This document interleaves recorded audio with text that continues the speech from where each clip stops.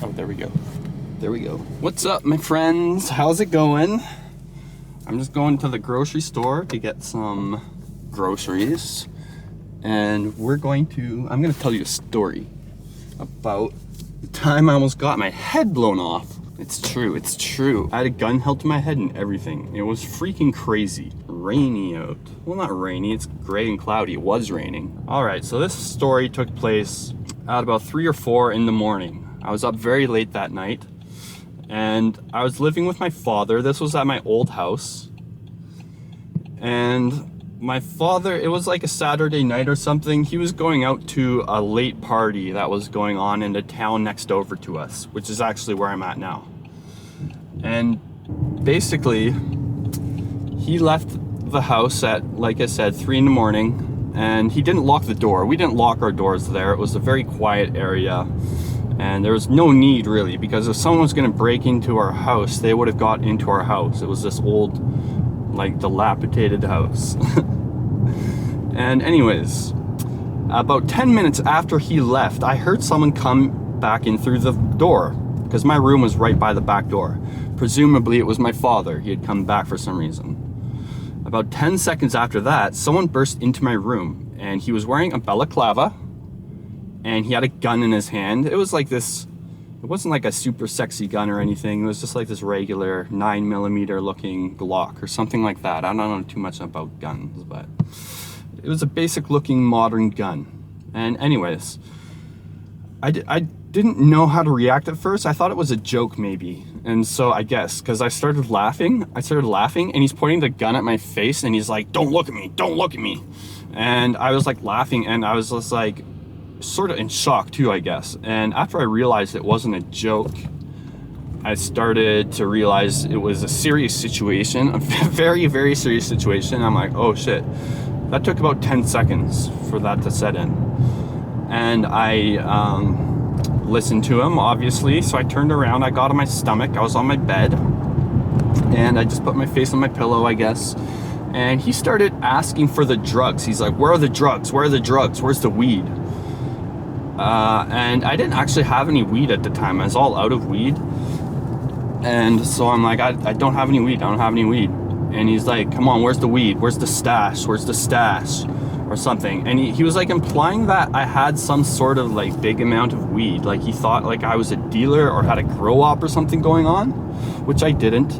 And I kept telling him that. And then I realized that there was a way to prove it to him. I actually had a little bit of weed. Sorry, my neck wipers are so fucking noisy. And I gotta fix them. I had a little bit of resin that I was scraping out of my pipe, which is something you can do if you're out of weed. You can like scrape and smoke the resin, which is not far from ideal. You wouldn't do it unless you had to, even then. And so I showed him that there's some resin on my like nightstand or whatever. And I'm like, "Look, dude, do you think I would be like a weed dealer if I was just like smoking this resin?" Damn. And so like he got it, I'm pretty sure. He kept asking, but like I kept saying like, "I don't got the weed, I don't know what to tell you, dude. Like I wouldn't be fucking with you right now. Like obviously I'm telling you the truth. Look at this resin." And he kept asking for like what else do I got? What else do I got? I had nothing at the time. My most valuable item was my laptop. It's like a $600 laptop. I had an acoustic guitar and a shitty old phone. And I told him that. I'm like, "That's all you got? That's all I got." And then someone else came in. It was another robber, his accomplice, I guess. He had a mask too, and they kept switching tasks. One guy would watch me while the other guy went and ransacked the house for a bit. And they kept switching, and when the second guy came in, his gun was sexy, okay? He had this big, nice, sexy revolver. I don't know what it was, if it was a Magnum or what. It was big though, and it was a cool ass gun. I remember thinking that, I'm like, damn, I don't want to die, but that is a cool gun. And it was nice. It was all like, and it had like inlays and stuff. Well, I don't remember if it did. I like to imagine that it did. This guy though was an asshole. Not that the other guy was like cool or anything, but this guy was a real showman. He kept poking the gun in the back of my head, and that freaked me the fuck out, because I was thinking like, you know, what if he doesn't have the safety on and his finger slips or something like that, you know? Just blow my head off. And he was like, where's the weed? Where's the stuff? Where's the stuff? And he was very aggressive. And then after about 5 minutes of that, back and forth they would go, another person walks into the back door. I hear another person entering. I'm like, who's here now? And one of the guys, the aggressive guy, he went to the door to greet whoever it was. And it turned out to be my father. He had forgotten something, like his glasses, or like he had forgotten his phone or something like that. And so the guy took my father in, obviously, and he made him get on the kitchen floor. And he was asking the same thing, where's the weed, like where's the drugs and stuff like that. My dad's like, I don't know what you're talking about, like we don't have any of that here. And then, so this is weird. The guy ended up, I gotta go in here. The guy ended up, this is so weird. He put a chair, like a kitchen chair, on my father while he was on the ground. Which, we still don't know what the fuck that was all about. That was a very weird tactic, but you know, I actually tried it. I tested it out, as you can see here. I did it again, recreated it, and I just wanted to see if it was an effective tactic. And you know what? It did take me a second or two longer to get up, and it made noise when I got up, right? So maybe that's why.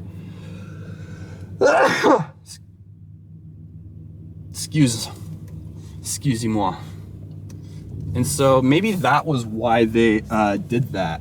Oh geez, sorry. Don't yell at me, car.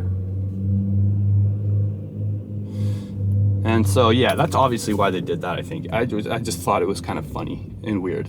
Not haha funny, well that too, in hindsight. At the time it was like, that's weird but scary. And so they did that. And then they went into my father's bedroom, I guess, and they found like some prescription drugs that he had for like sleep or something. And so they come in, they're like, what are these? What are these? And we're like, those are sleeping pills. You can take them if you want. And they were getting mad and frustrated. And then eventually they started to give up, I guess. You know, they realized we had fuck all. And he took my laptop, which had a password on it. I doubt they got into it, so that's garbage, basically. Or I don't know, you can reinstall Windows, I guess. I don't know how it works, really. I'm not a computer scientist. But that's all they took. Oh yeah, no. They also took, I forget if it was my phone or my father's phone, but they took one of our phones. And then my brother tried calling whoever's phone that was, or texting them.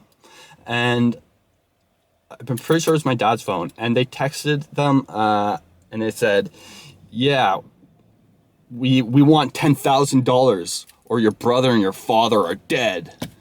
And my brother's like, well, what makes you think we have $10,000 for you? Like, we don't have what you want. Like, what are you talking about? And then they said, snitches get stitches. Snitches get stitches. They said, I don't want stitches. Like, what? And that was scary. That was pretty scary. But we snitched. We called the cops. We were scared. We didn't know what to do. We didn't want them to come back that fucking night. That's what we thought. And so we called the cops, and they showed up eventually. And they were assholes. The cops were assholes. This one big motherfucker with a shotgun. He was like the head cop or whatever. A big shotgun. He rolls up on our driveway. Big boss man. The one time of the year he gets to bust out the shotgun. And he's walking down my driveway, and then he's on to us like he thinks we're doing some sort of insurance scam for my computer or some shit like that. We don't know what his deal was, but he was all suspicious. He's like, so you're telling me they came on your property at 4 in the morning looking for weed you didn't have, and then they just took your computer? Yeah, that's exactly what fucking happened, actually. That area was known for break and enters, actually, we found out after. So we have no idea what he was so surprised about. There were some people on my street growing weed, too, at the time. So, like, it wasn't a bizarre situation. Anyways, we were scared after that for like the next month. I slept in my living room with the lights on. And any little creak I heard, I'm like, oh my God, I'm gonna die. I'm gonna die. But they never came back. I never got stitches.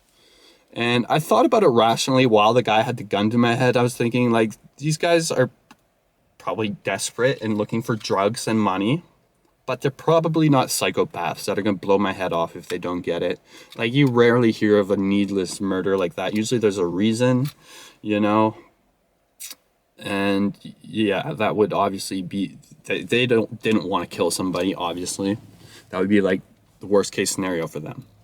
So, and that's what I was telling myself. But then also at the back of my mind, there was a gun at the back of my mind. I was thinking, like, they might just absolutely just shoot me right now. I might die. And I couldn't think about that though. Like, I couldn't linger on it. I had to like pay attention, you know. And I kept looking at the guy like instinctively, because instinctually or instinctively, I've always, I'll figure that out later.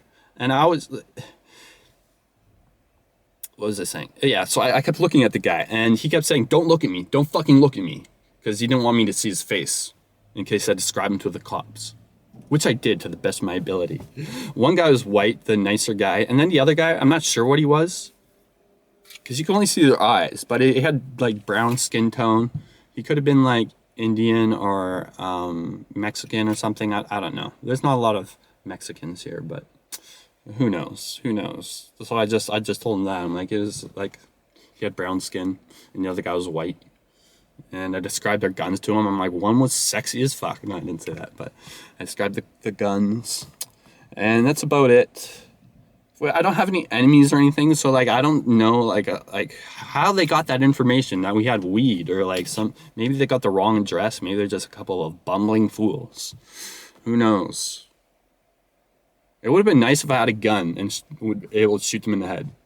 But like, who sits there with a gun at 3 a.m. pointed at their door just in case, you know? It wouldn't have helped me. Wouldn't have made a single difference. Anyways. Is that it? That's pretty much it. I gotta go grocery shopping now. I'm at Walmart. Which, fuck, I just realized I'm not going to Walmart. I'm going to the Superstore across the street. So I'm going to go do that now. And trip report's coming soon. I'm working on one tonight, and it'll probably be up tomorrow, Sunday. And then also, I'm going to stream tomorrow, Sunday. Took about a week off streaming. And yeah, can't wait to get back and get hang out with you guys again. I love you guys. You guys are awesome, and I hope you have a wonderful day. Cheers. Mwah.